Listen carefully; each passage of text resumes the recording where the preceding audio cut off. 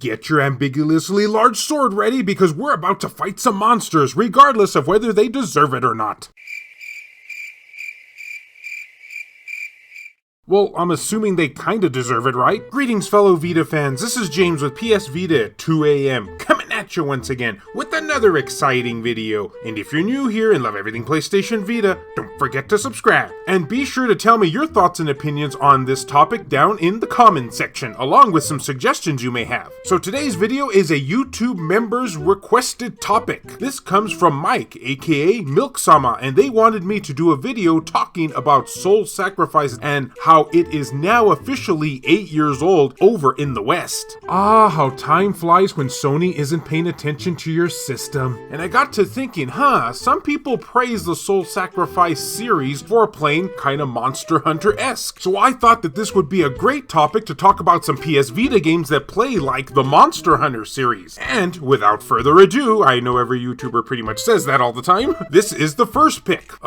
Soul Sacrifice? Yeah, who would have seen that coming, right? I think I need to do a little bit better with my spoiler introductions. And a happy 8-year anniversary to you. But just what is Soul Sacrifice, you may ask? Well, it plays like Monster Hunter. That's why it's on this list. The main character of Soul Sacrifice is a slave to a powerful sorcerer. The protagonist is going to be sacrificed when a magical book appears to him/her, because you can pick your gender. The book belonged to another sorcerer. Using the book, the protagonist can now enter the sorcerer's memories and fight alongside other sorcerers as they defeat large beasts. Ah, you see where my Monster Hunter comes into play here?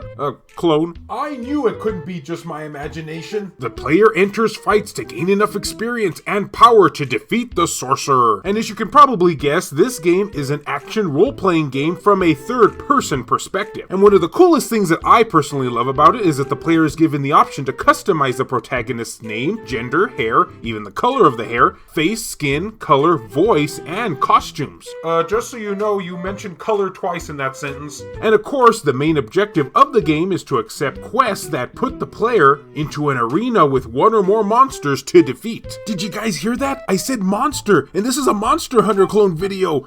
This can't be a coincidence. And with like any game in this particular genre, you can use spells and equip those spells before entering each of the arenas you're about to fight in. However, Soul Sacrifice does a nice spin on things here, because after you defeat the boss, you can decide whether to sacrifice them or save them. Saving them will increase the life level, which increases defense, while sacrificing them will increase your magic level, which increases its attack power. So you kinda gotta pick and choose what you want to do with each particular boss, and that's one of my favorite things about this game. So at this point of the video, if this game hasn't already given you those warm and tingly Monster Hunter feels, then I'm simply not doing my job correctly. I am doing it correctly, right?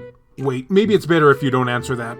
Let's just move on to the next game. And a late happy anniversary to the Soul Sacrifice series. Game number 2 is Toukiden, and this time I'm going to be choosing Tokiden Kiwami. Why is it, you may ask? Well, there's actually 2 Toukidens on the PS Vita. Well, technically 3 if you count its sequel. But we don't like to get technical on this channel, or talk about sequels. But since I'm choosing the first Toukiden, I definitely recommend getting Tokiden Kiwami because it's essentially the first game with just a bunch of improvements to it and added content. Picture it this way, it's like Toukiden is a bag of chips and Tokiden Kiwami is barbecue flavor. It's never an official PS Vita at 2 AM video unless we somehow talk about food. But it's here for one reason and one reason alone. It plays like Monster Hunter. Tokiden Kiwami is the sequel, sort of, to Toukiden, consisting of all the content from the original title, plus the addition of various elements and stories. Players take on the role of a slayer possessing unique abilities, and alongside other slayers, battle the Oni to save mankind from destruction. Because you can't say this game comes from Japan unless you somehow have to throw fighting demons into the foray. That's just like Japanese video games 101. Band together to unleash the United Destroyer attack and experience the ultimate targeted destruction system. But there's a little bit more going on here than just that. Some of the enemies you encounter are the size of humans, but these regulars will do more than just simply attack. But defeating them on your end will require more than just a simple attack.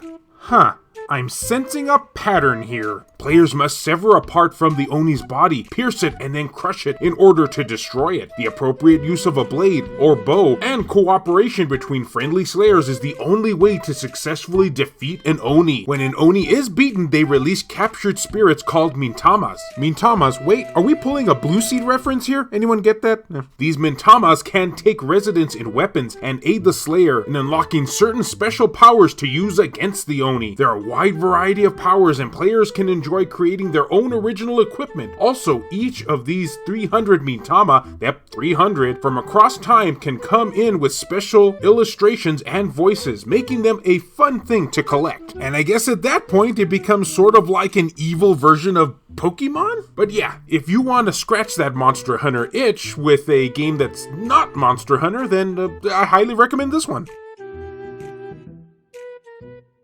Next game to be featured on here is Freedom Wars. Now, normally I don't like to choose the obvious choices when it comes to these list topics, but I do have to give credit where credit is due here. Freedom Wars is a fantastic game that will scratch any Monster Hunter fan's itch. I just haven't talked about it much because everyone and their mother has mentioned just how great this game is, and rightfully so. In fact, now that I think about it, I think this might be the first time I've actually featured it on this channel. In the year this, Earth's surface is a mire of death and ruin with no means to support life. Humanity has retreated to underground cities called panopticons. Fun fact here, which is probably not much of a fun fact, but every time I see that word spelled, I always think of a popsicle for some weird reason, and struggle with the balance of thriving as a species under over-oppressive population. And all crimes committed, whether proven guilty or not, will see criminals given the sentence of up to 1 million years of forced servitude. I mean, dang. Which, if we look at it at a realistic standpoint, is pretty much a life sentence. And maybe considered even a tad bit overkill. Your punishment as one of the unfortunate criminals is to work off your sentence by defeating dangerous beings called abductors, giant monsters who are kidnapping humans from the panopticons for mysterious reasons. Hey, maybe they're a fan of popsicles too. By battling these abductors and saving citizens, only then will your sentence slowly decrease. And considering you have 1 million years to your sins, it's gonna take quite a while. And while it may take a long time, you'll have fun doing it.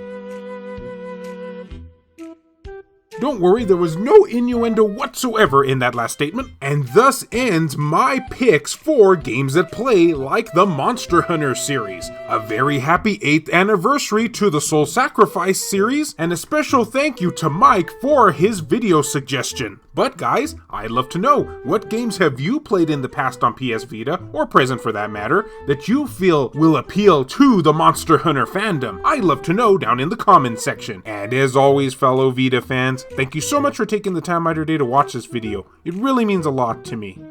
Love you all, and I'll see you next time. This video has been brought to you in part by all of these wonderfully generous people who help make this content possible, including Joseph Raismick, Reiko Star, Nurarashi, Shin Snake, Milk-sama, Bushin Ryu Cat, Ellen Iwazuk, Freeden, Matt Fox, B Mystery, Zacrito, Robert Johnson, Maquis Blob, Azumara, Juan M. Hermosillo, Eric DeWitt, Jackie, Donut Valley, Tasha Monty, Colossus, Crazy Cat, Mazgas, Romp King, Jamie, Matt Hargett, Dr. Super Artie, 1488 Dental, Burzin Mystery, Sakib Alam, Kayonko, Michael O'Connor, Robert Sylvester, Jesus Hernandez, Smug Wolf, Richard Cruz, Jared Haddo, JR, Kyle Brooks, Joshua Williams, PS Vita S, Adam Sondi, Clayton Merlarkey, Saul Ramirez, Himdall Imbert, Gutter Drums, Phantom XRS, BMF, Hero Wacer, Lori Sweeney, Kevin Enright, E-Rock, Per Sterner, Heston Joseph, Jelly, Wendy K, Adam Thury, Aaron Swanson, H-Hitter, David Ray, Sculpture Tugel TCG, Rodrigo Vera, and Larry Anderson. If you would be interested in supporting the channel and seeing your name on this end screen here, or if you wish to remain anonymous, that can be provided too, then make sure to check the links down in the description below. I have numerous ways for you to do this down there. Can't support in this manner? Don't worry about it. Likes and shares can help equally as much.